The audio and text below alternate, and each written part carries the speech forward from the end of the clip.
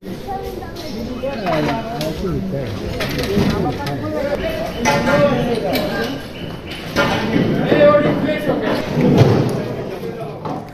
বাসভবনটি হলো বাংলাদেশ আওয়ামী লীগ নারায়ণগঞ্জ ৪ আসনের সংসদ সদস্য শামীম ওসমানের।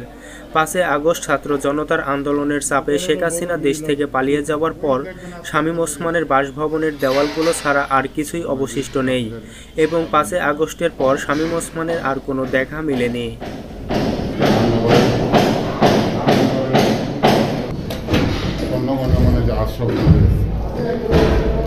এটা মনে হয় দোতলার ড্রয়িং হচ্ছে, এটা বেডরুম।